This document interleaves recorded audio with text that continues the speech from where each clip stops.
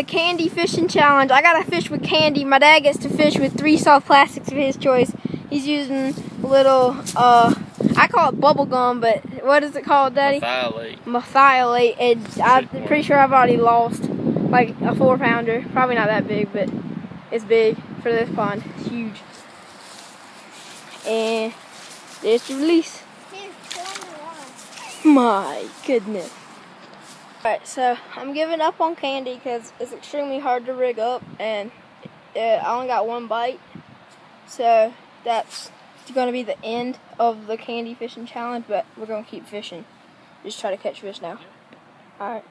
Alright guys, throwing a Colorado bladed spinnerbait, and real shiny looking. Dude, what you doing? Caught probably, I don't know, probably a pound. It's not that big, not as big as my dad's. A little bass. Guys, today we are setting world records. World's smallest fish caught on a gigantic freaking spinnerbait. It's just pitiful. I don't even know how I hooked that thing. Like, my thumb barely fits in his mouth. I don't know how that big old hook did. But yeah. Oh, there you go. There he goes.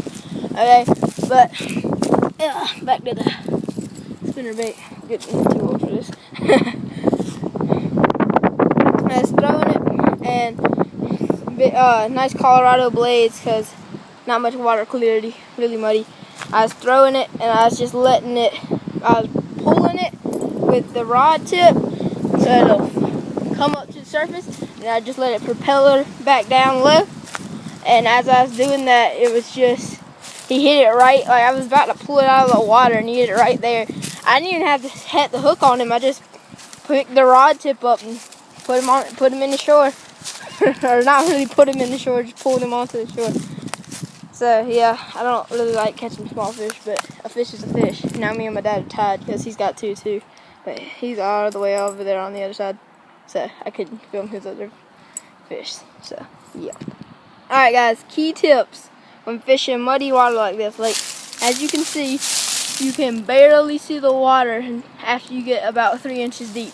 So not much water clarity at all, like 2 inches at most. And so when you're fishing these muddy water conditions, first thing you want to figure out is the water temperature. Because once you figure out what the water temperature is, you can kind of tell where they're at in the water column. Like, so if it's warmer, you know they're not going to be at the bottom because they're going to be more up shallow. So that'll, so you don't really want to throw a jig there. Not that you want to throw a jig at all in muddy water, but you won't really want to throw something on the bottom. And then you got to figure out with trial and error if they're in the mood to chase. So like today, it's muddy, but the water temperature's still warm, and they're moving. They're sitting. Some of them, I don't know. It's kind of hard to explain. Some of them are sitting still, but some of them are moving too. So I'm having success throwing a big bladed Colorado crankbait, spinnerbait like that, because they're using their lateral line because they can't rely on sight, and the motion or the little waves that the blades are giving off are triggering those bites. But my dad is fishing a finesse worm, little trick worm over there, and with bright colors. So if you're gonna throw something like that where it's a little trick worm or whatever, you got to have bright colors because they aren't going to be able to see. Like, they're not going to be able to use their lateral line because it's not a reaction bait; it's a finesse bait. So you got to make sure they can see it. So he's using like a hot pink kind of color. You saw that worm in the fish he caught earlier. So you got to use those bright colors or blacks and blues. Those are the kind of colors you want to be using. And that's just because the fish have to be able to see it. They can't bite something they can't see. So that's just some key tips when you fish in muddy water. Hey guys, first cast after I just gave y'all those tips. I don't know what's up with these fish. It's the same thing with how I caught the last one. They're right at the shallow. I literally pulled it out of the water and he jumped out of the water and grabbed it. I didn't even have time to reel. Trying to hold the freaking camera and get him at the same time. It's hard.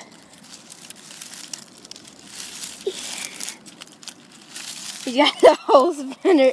I keep saying, oh no, that was right. Spinnerbait in his mouth. Took the skirt off of it and everything. So I'll get back to y'all when I get the hook out. Alright, there you go. Got the hook out, and it's kind of weird because see his crush plate is kind of red right there, which kind of means they're on a bottom pattern. But hey, spinnerbait represents a minnow, and he's going after it, and their teeth are real dull down too. So I might start throwing a what's it called? Crawdad. So yeah, nice little. Probably. It's a little bit bigger than the other one, but it's still not big. I'm gonna go back into the water. They're schooled up. Oh. Next cast after that last one, I think they're schooled up. This is crazy. There's like in the same exact spot too. See that nice little fish? I mean, that's my hand. So it's probably 12 inches. That's not even, probably 10 inches. So they're not very big, but there's not very many big fish in this pond. So yeah, get back to you when I get the hook out. Alright guys, this is a little fishy right here. Yeah, he's tiny.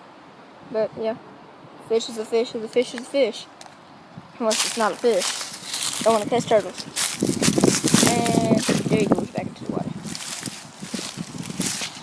Alright guys, just caught another little small one on that same spinnerbait I was using earlier. I switched up and I was throwing a jig. And I didn't catch anything.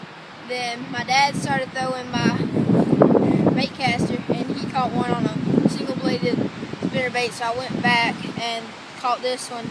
Probably the last fish I'm gonna get on film. So that's it right there. Catch y'all next time.